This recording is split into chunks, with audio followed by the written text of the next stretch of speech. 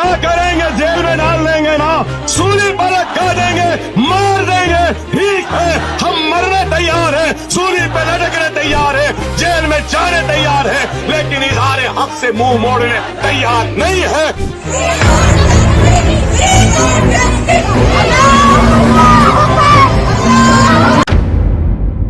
TV 10 Bharat, सच की ताकत। ये नफरती चिंटू मुसलमानों के खिलाफ रोज कोई ना कोई नया प्रोपेगेंडा जो है वो ढूंढ ही लेते हैं। इन्हें और कोई काम ही नहीं है, क्योंकि इनकी दुकान जो है वो इसी से चल रही है। हमने देखा कि किस तरह से ये नफरती चिंटू जो है कभी मस्जिदों पर बवाल करते हैं, कभी मस्जिदों की जमीन पर बवाल करते हैं, कभी इन्हें मुसलमानों के 5 वक्त नमाज पढ़ने से जो है वो दिक्कत होती है, तो कभी उनकी बहन बेटियां जो हिजाब पहनती है, नकाब पहनती है, इन्हें उनसे दिक्कत होती है। अब एक और मामला सामने आ रहा है महाराष्ट्र से। हालांकि हिजाब को लेकर हमने कर्नाटक से लेकर कई शहरों में देखा कि किस तरह से हिजाब पहनने को लेकर जो है वो एक मुद्दा बनाया गया। ये मुद्दा सुप्रीम कोर्ट तक भी पहुंचा। इसके बाद महाराष्ट्र में जो है वो एक बार फिर हिजाब को लेकर जो है एक बार फिर एक कॉलेज जो है अपनी किस तरह से बच्चियों के साथ अपनी किस तरह से जबरदस्ती दिखा रहा है, साथ ही बच्चों के जो शिक्षा है उनके साथ खिलवाड़ कर रहा है, ये भी आपको बताते हैं।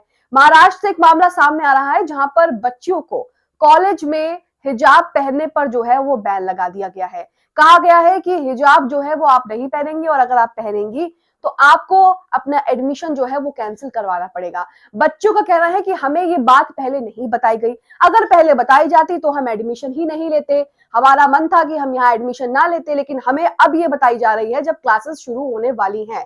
तो उसके बाद बच्चियां जो है वो MIM की महिला मुस्लिम नेता के पास पहुंचती हैं, वहां शिकायत दर्ज करवाती हैं, जिसके बाद जमकर प्रदर्शन होता है और कॉलेज को आखिरकार उनकी बात माननी पड़ती है। क्या है पूरा मामला आपको बताते हैं। नमस्कार, आप देख रहे हैं टीवी 10 भारत और मैं हूं आपके साथ मुनमुन रहमान। तो देश में किस तरह से दादागिरी चल रही है ये तो आप देख ही रहे हैं। कोई कह रहा है कि हम मुसलमानों को यहाँ पर घर नहीं खरीदने देंगे, कोई हिजाब वाली बहन बेटियों की तस्वीरें सोशल मीडिया पर वायरल कर रहा है, कोई कह रहा है कि अगर हिंदू के खिलाफ उंगली उठाई जाएगी तो वो उंगली हम काट देंगे। अगर यही बात कोई मुस्लिम कह देता तो उसके बाद आप बवाल देखते। मौलाना महमूद मदनी ने किस तरह से जिहाद को लेके क्या बयान कह दे दिया, उसके बाद जो है इनकी रातें की नींद उड़ गई और उसके बाद ये कह लेंगे कि देश का जो है शांति भंग करने की कोशिश की जा रही है। लेकिन यहाँ पर महाराष्ट्र में महिला नेता किस तरह से कह रही है कि अगर उंगली उठाई हिंदुओं के खिलाफ तो उस उंगली को काट देंगे और कोई दूसरा ऑप्शन ही नहीं है, ये भी आपको दिखाएंगे। लेकिन महाराष्ट्र में जो हिजाब को लेकर बच्चियों को परेशान किया जा रहा है, उनके फ्यूचर से खिलवाड़ किया जा रहा है, उनको स्कूल कॉलेज जाने से रोका जा रहा है, ये आपको बताते हैं। तो महाराष्ट्र से ये मामला सामने आ रहा है। बच्चियों का कहना है कि हमें पहले ये नहीं बताया गया कि यहाँ पर हिजाब पहनना अलाउड नहीं है, नहीं तो हम यहाँ एडमिशन नहीं लेते। हालांकि कॉलेज को बाद में बात माननी पड़ी और लिखित में भी देना पड़ा कि बच्चियां जो है वो हिजाब पहन करके क्लासेस में बैठ सकती है, एग्जाम्स में बैठ सकती हैं। तो पूरा मामला क्या है ये आपको बताते हैं। साथ ही MIM के नेता जब यहाँ पर पहुंचते हैं तो सबकी सिट्टी पिट्टी गुम हो जाती है और यहाँ पर जो है कॉलेज प्रशासन को उनकी बात माननी ही पड़ती है। तो सबसे पहला ट्वीट आपकी स्क्रीन पर द मुस्लिम का, जिसमें लिखा है कि विवेक कॉलेज मुंबई गोरेगांव में बुरखा संबंधी विवाद के विरोध में MIM महिला विंग की वाइस प्रेसिडेंट एडवोकेट जहारा ने आज प्रतीकात्मक भूख हड़ताल की। उन्होंने कॉलेज के बाहर शांतिपूर्ण प्रदर्शन किया, जबकि उनकी टीम ने मौन समर्थन दिया। मामला छात्रों की ड्रेस कोड को लेकर चर्चा का केंद्र बना हुआ है। तो सबसे पहले जो है बच्चियां जो है वो शिकायत करने MIM महिला विंग की वाइस प्रेसिडेंट एडवोकेट जहारा के पास पहुंचती हैं, जिसके बाद MIM के दूसरे नेता भी वहां पर शामिल होते हैं। मुंबई के गोरेगांव स्थित विवेक कॉलेज में बुर्का संबंधी विवाद के बाद MIM मुस्लिम महिला विंग की वाइस प्रेसिडेंट एडवोकेट जहारा ने अपनी मांगों को लेकर वहां पर प्रदर्शन किया। इलियास भी यही लिखते हैं। इसी के साथ इस प्रदर्शन में जो है MIM के मुंबई अध्यक्ष फारूक साहब भी पहुंचते हैं और वो भी वहां पर जमकर जो है प्रदर्शन करते हैं, जिसके बाद उन्हें बात जो है कॉलेज को माननी पड़ती है। यहाँ लिखा है, आस मोहब्बत का ट्वीट है, लिखा है मुंबई के गोरेगांव स्थित विवेक कॉलेज में बुर्का पहनने पर लगाई गई पाबंदी के खिलाफ आज MIM मुंबई अध्यक्ष फारूक की रहनुमाई में विरोध प्रदर्शन किया गया। हालांकि इन सबको डिटेन भी किया गया। प्रदर्शन करते वक्त इन तमाम प्रदर्शनकारियों को, जो वहां पर स्टूडेंट प्रदर्शन कर रहे थे, जो MIM के दूसरे कार्यकर्ता और नेता प्रदर्शन कर रहे थे, उनको जो है वो डिटेन भी कर लिया गया। उसके भी तस्वीरें सोशल मीडिया पर सामने आ रही हैं और तस्वीरें भी आप अपनी स्क्रीन पर देख रहे हैं। इसी के साथ पूरा मामला जो है वो फारूक मकबूल शाब्दी आपको बताएंगे कि क्या पूरा मामला है। आप उन्हीं से सुनिए कि वहां पर क्या कुछ हुआ है, कॉलेज ने क्या कुछ कहा है और इसी के साथ किस तरह से जो है उनकी क्या क्या मांगे हैं, देखिए। आज गोरेगांव में ये जो यहाँ पर एक विवेक कॉलेज है, यहाँ के मैनेजमेंट ने एक तुगलकी फरमान यहाँ पर जारी किया था, जिसमें ये लिखा गया था इस कॉलेज में जो मुस्लिम बच्चियां पढ़ती है वो लोग बुर्का पहनकर क्लासरूम में नहीं बैठ सकते। तो वहाँ की बच्चियों ने हमारी जो जहानारा आपा है, जो मुंबई की विमेंस की जनरल सेक्रेटरी है, उनके पास आकर शिकायत दर्ज की थी। तो उन्होंने ये संज्ञान लेते हुए मैनेजमेंट से बात की, पुलिस स्टेशन से बात की। तो सबसे बात करने के बाद उन्होंने 4 दिन की मोहलत मांगे थे, लेकिन उसके बावजूद भी उन लोगों ने कोई हमको रिटर्न में कोई जवाब नहीं दिए। तो आज हमारी जहानारा जो है अपनी टीम के साथ यहाँ हंगर स्ट्राइक पे बैठे थे। तो हम लोग शांतिपूर्वक यहाँ पर प्रोटेस्ट कर रहे थे, जो कि हमारा अधिकार है।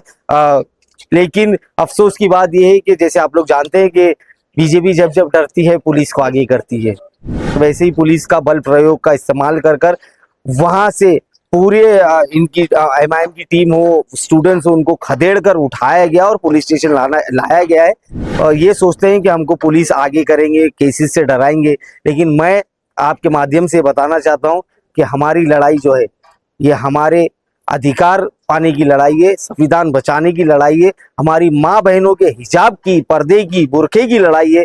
इसको हम इतनी आसानी से नहीं छोड़ेंगे, लड़ाई लंबी चलेगी और हम लड़ते रहेंगे। तो उनका ये वीडियो आपने देखा जिसमें वो पूरे मामले को बता रहे हैं कि मुंबई के गोरेगांव में एक विवेक कॉलेज है और उस कॉलेज में किस तरह से बच्चों को जो है वो परेशान किया जा रहा है। जिसके बाद वो लोग वहां पर पहुंचते हैं, उनकी टीम वहां पर पहुंचती है, शांतिपूर्ण प्रदर्शन करते हैं, लेकिन किस तरह से उन्हें पुलिस जो है खदेड़ करके ले जाती है और डिटेन कर ले जाता है। बाद में हालांकि उनको छोड़ दिया जाता है।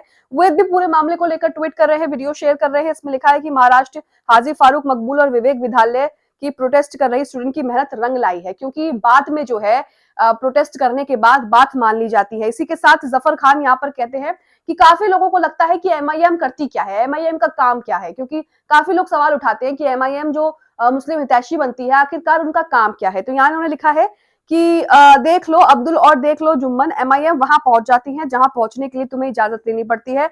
मुंबई गोरेगांव विवेक विद्यालय जूनियर कॉलेज में मुस्लिम लड़कियों को हिजाब करने से मना किया गया, तो एमआईएम खुलकर जो है वो सामने आ गई और इसके खिलाफ जो है वो प्रदर्शन किया। एमआईएम महाराष्ट्र प्रेसिडेंट फारूक शाब्दी ने कहा कि अगर हमारी बहनों को हिजाब ना पहनने दिया गया तो हम लगातार जो है प्रदर्शन करेंगे जब तक हमारी मांगे ना पूरी होंगी। और फिर विद्यालय ने जो है इजाजत दे दी और यह है एमआईएम पार्टी की पावर। तो यहाँ पर सोशल मीडिया पर जमकर जो है वो तारीफ भी की जा रही है। वहीं इसी के साथ बच्चियों का क्या कहना है ये भी आप सुनिए। इसी कॉलेज से और हम लोगों को पहले ये नहीं बताया गया था। जब लेक्चर्स स्टार्ट होने वाले थे उसके एक दिन पहले हम लोगों को ये बताया गया था कि नकाब वहाँ पर बैंड है। अगर हम लोगों को पहले ही बताया जाता तो हम लोग वहाँ पे एडमिशन नहीं लेते। वही एक दिन उन लोगों को पहले बताना चाहिए, एकेडमिक ईयर स्टार्ट होने के पहले उन लोगों को बताना चाहिए था कि ऐसा है।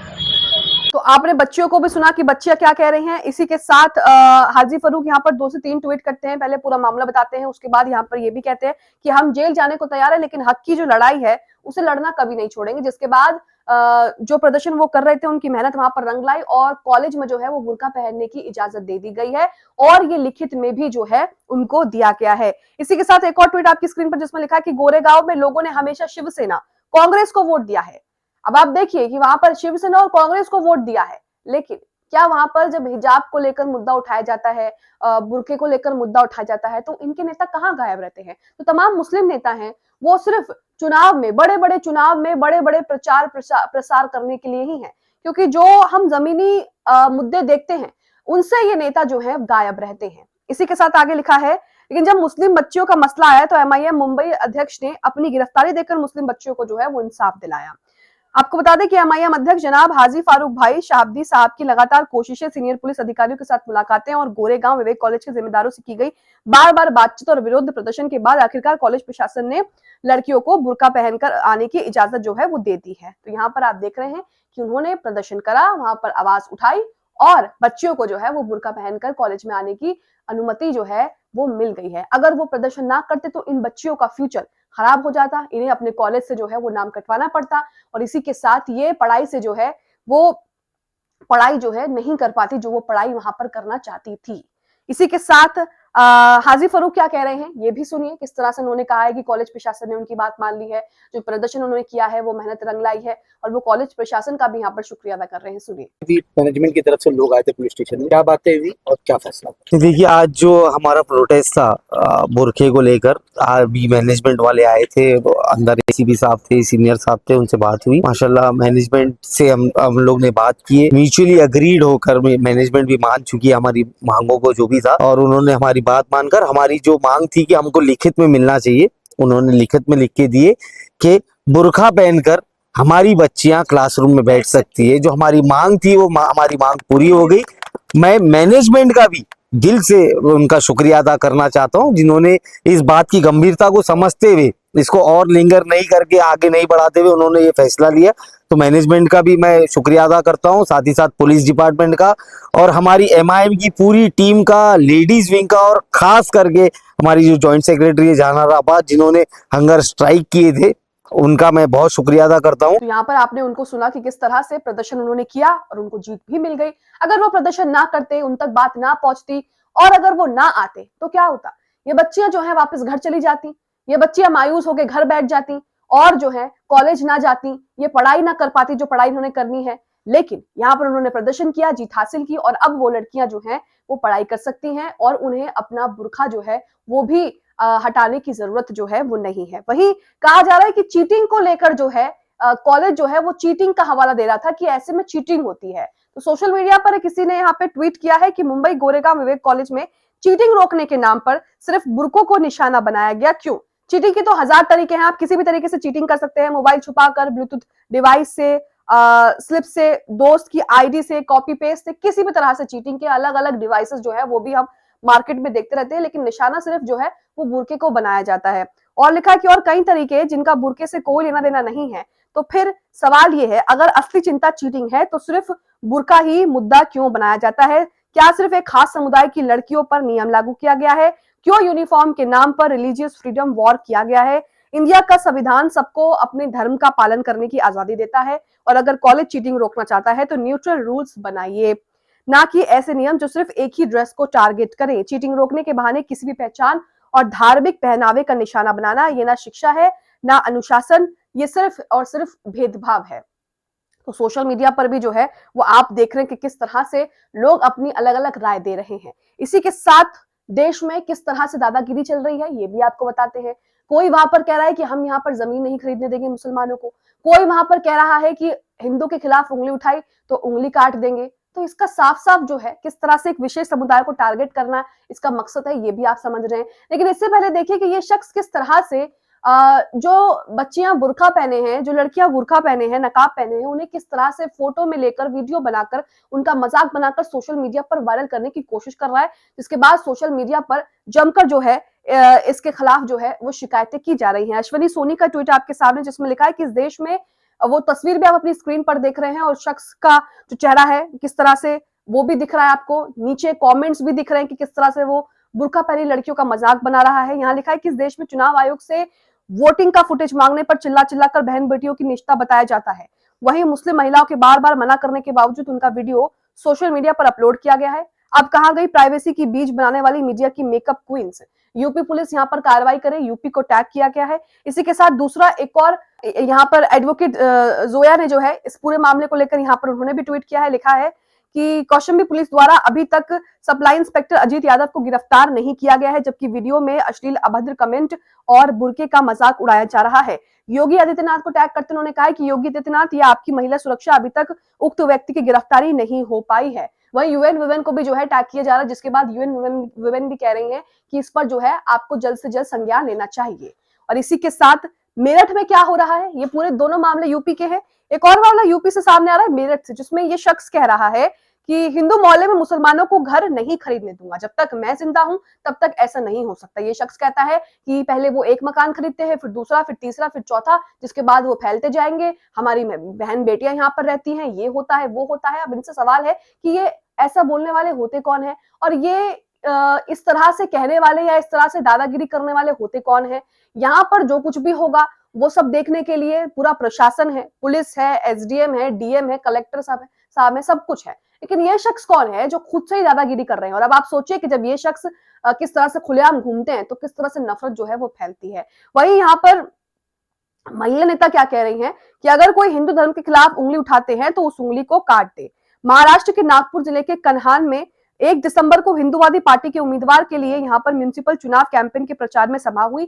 हिंदुवादी पार्टी की नेत्री ने पाकिस्तान का समर्थन करने वालों और हिंदू धर्म के खिलाफ बोलने वालों के खिलाफ हिंसा को बढ़ावा दिया। ये छोटा सा वीडियो भी है इनका, ये वीडियो भी सुनिए। नहीं बोलते किसी का धर्म खराब है, हम नहीं बोलते कोई कैसा है, पर हमारे धर्म के लिए, आमच्या धर्मासाठी, आमचे विचारांसाठी जर कोणी पाकिस्तानवरनं बोट दाखवलं तर त्याच्या बोटाचं काय करायचं? त्याच्या बोटाचं काय करायचं? धर्म पे जो उंगली दिखाएगा उसकी उंगली काटी जाएगी, उसके सिवाय दूसरा कुछ भी उसके साथ नहीं होगा। आणि बरेचसे लोक म्हणाल की तो माझ्या जवळीचा आहे, तो उमेदवार आहे, ते नगरसेवक उभे आहे, कारण हा इलेक्शन गल्ली गल्लीतला घराघराचं इलेक्शन आहे, नाते जपाचे असन ते 3 तारखेनंतर। तो ये तस्वीरें हैं जो देश के अलग अलग हिस्सों से आ रही हैं, जिसमें आप देख रहे हैं कि लगातार मुसलमानों के खिलाफ किस तरह से ये नया नया प्रोपोगेंडा जो है वो ढूंढ ही लेते हैं। कभी इन्हें हिजाब से दिक्कत है, कभी इन्हें मस्जिदों से दिक्कत है, कभी इन्हें अजान से दिक्कत है, कभी इन्हें 5 वक्त नमाज पढ़ने से दिक्कत है। इन लोगों की दिक्कत जो है वो कभी भी कम नहीं होगी, क्योंकि इनका मकसद ही है नफरत फैलाना। जितनी ये नफरत फैलाएंगे उतनी इनकी दुकानें चलेगी, उतना ही ये जो है राज कर पाएंगे। अब आप इस पूरे मामले को लेकर क्या सोचते हैं? साथ ही MIM पार्टी ने जिस तरह से महाराष्ट्र के गोरेगांव में मुस्लिम बच्चों का साथ देते हुए उनकी पढ़ाई बचा ली और कॉलेज के अकल भी ठिकाने लगा दी, इस पर आपकी क्या राय है? कमेंट बॉक्स में जरूर बताएं।